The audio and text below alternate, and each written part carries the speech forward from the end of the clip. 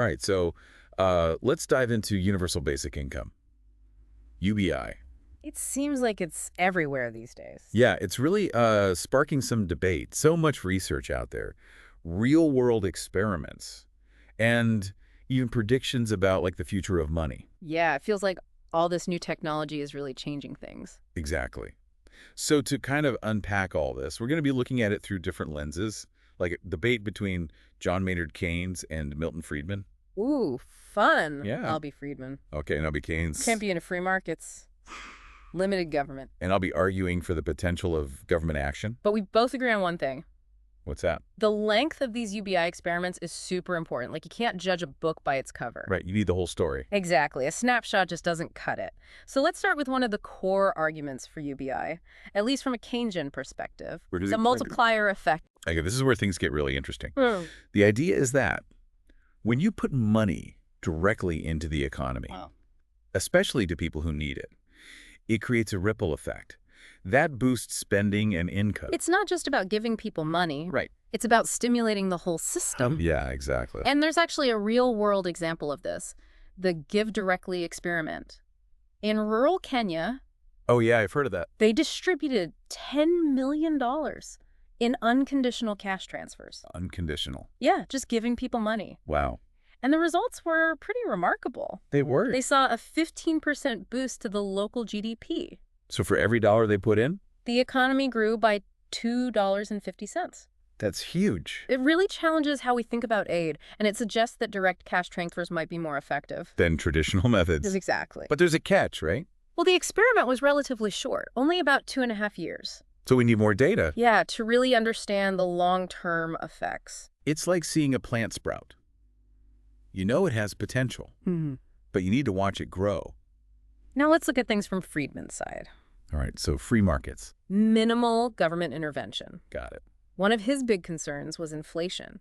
You know what happens when you increase the money supply, but you don't have more goods and services. Right, prices go up. He famously said, inflation is always and everywhere a monetary phenomenon. So basically, if you print too much money without increasing production. You get inflation. Makes sense. Think of it like this. Imagine a small town, and everyone suddenly gets a bunch of cash. Okay. They all decide to buy new TVs. There are only so many TVs available. So the price goes up. Supply and demand. Okay, I get it. But what about the Give Directly experiment? They didn't see much inflation. That's where economic slack comes in. Kenya had a lot of untapped potential. Like unmet demand. People wanted to buy things, Yeah. but they couldn't afford to. So the cash from Give Directly allowed them to. Exactly. And because there was room for growth? Businesses could meet that demand without raising prices. Like a factory operating at half capacity. You can suddenly make more without straining the system. Makes sense. It shows that context matters. You can't just look at the money supply. You have to look at the whole economy. Okay, so we've talked about Kenya. Let's shift gears to South Korea. They have a regional UBI program called Gyeonggi Pay. Gyeonggi Pay. Yeah. So it provides regular cash payments to citizens. In the Gyeonggi province. Right. Which is a pretty big area. And one of the interesting findings is the impact on small businesses. Oh, really? They saw a 45% increase in revenue thanks to Gyeonggi Pay. Wow, that's a big jump. Especially during the pandemic. So it really helped them out. It seems like it. But they're always critics, right? Of course. What are some of the concerns? Well, some people worry about data privacy because the government tracks spending patterns. To see how the program is working. Right. But that raises questions about privacy. It's a tough balance. It is. And then there's the issue of fungibility. Fungibility. Yeah, it's hard to track exactly how people use the money. Because they might just be redirecting existing funds. Exactly. It's like trying to follow a drop of water in a river. It all gets mixed together. Yeah, it's hard to isolate the true impact. Makes sense. Now, zooming out a bit, there's a proposal in South Korea for a nationwide UBI program. A nationwide program? Yeah, it's being pushed by the Gyeonggi governor. He thinks South Korea needs to prepare for job displacement. From automation, Exactly. robots, and AI taking jobs. It's not science fiction anymore. It's happening. And he sees UBI as a safety net. For those who lose their jobs. Right. Interesting. And get this. He wants to fund it with a robot tax. A robot. On companies that automate their production. So if companies use robots instead of people, They pay a tax. That's a pretty radical idea. It is. I bet it has some critics. Oh, yeah, definitely. Some say it'll discourage automation. Which could slow down innovation. Right. And others worry about the cost. It's estimated at around $260 billion a year. That's a lot of money. It is. So we've covered a lot. Give directly in Kenya, Gyeonggi Pay in South Korea, and this idea of a nationwide UBI with a robot tax. We've also talked about some of the potential economic effects. Both good and bad. Like stimulating demand. But also the risk of inflation. And we've touched on the ethical questions, like data privacy. It's a complex issue. With a lot to think about. We've only just scratched the surface. And remember, we're looking at all of this through the eyes of Keynes and Friedman. Two very different economic perspectives. That still influence us today. Exactly. You know what's interesting? As we've been talking about these UBI examples, it's become clear that this debate, it's not just about numbers or economic models. It's about like our values, our vision for society. Exactly. And that's where Keynes and Friedman really come in. Right. They give us a framework for understanding the arguments. For and against UBI. So from a Keynesian perspective, he'd probably see UBI as a tool to fight economic downturns. And inequality. Right. He'd argue that when the economy is bad, the government needs to step in. And inject money. Stimulate demand. Create jobs. Prevent suffering. Remember that quote? In the long run, we are all dead.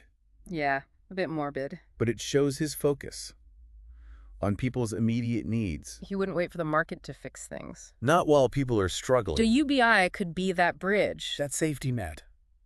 But what about Friedman? How would he approach this? Yeah, he was all about free markets. He was skeptical of government. He thought markets were more efficient. At allocating resources. So he might worry about UBI. Creating dependency. On the government. And he'd probably say it discourages work. Right. And don't forget about inflation. Printing all that money. It's a real concern for him. It's fascinating to imagine them debating this. Keynes pushing for a big UBI program. Especially during recessions. And Friedman arguing against it.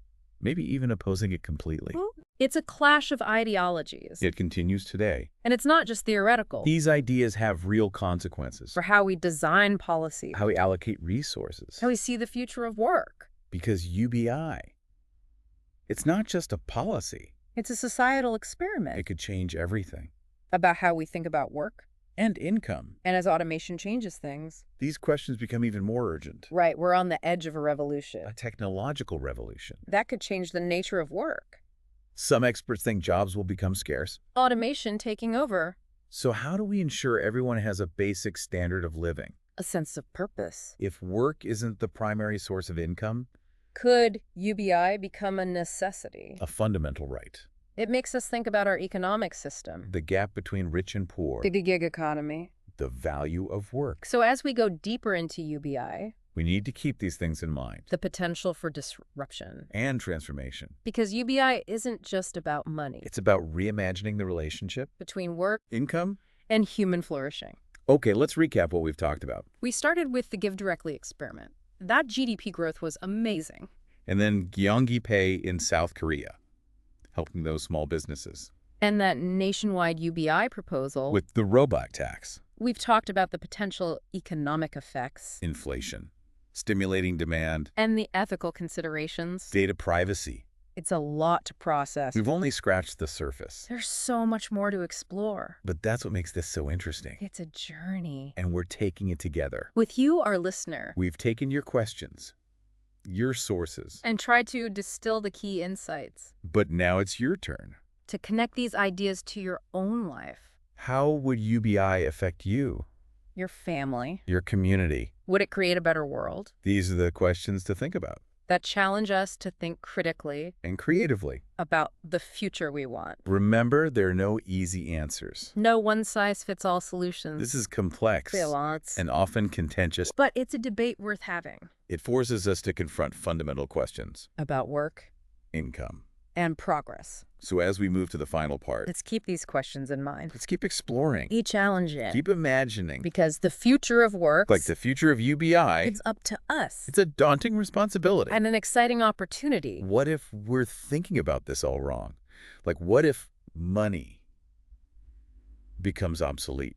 Whoa. Yeah, in a future dominated by AI. It's not out of the question. Sam Altman actually talks about this. The OpenAI guy. Yeah, he calls it universal basic compute. Instead of giving everyone money? You give them access to powerful AI systems. So processing power instead of cash. Right, because if AI is doing most of the work, access to those AI systems becomes the most valuable resource. It's like the real wealth isn't money anymore. It's AI. Exactly. So people could use this compute for anything. Education, starting up business, research, even art.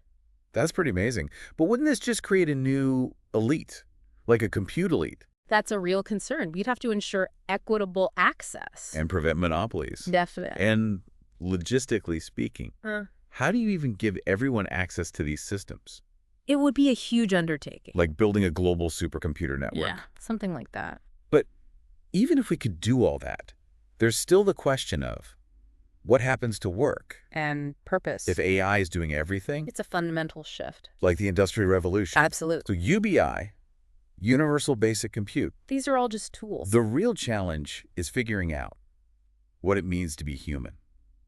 In a world with AI, it's secure, but also exciting. Definitely. So I think that's the big takeaway here, whether it's UBI or Universal Basic Compute, or something we haven't even thought of yet. The future is going to require us to rethink everything. About work, income, society. It's a journey, and we're all on it together. So keep digging, keep questioning. Keep the conversation going. Because the future is a collaborative effort. And that's a wrap for our deep dive on UBI. Hope you enjoyed it. Catch you next time.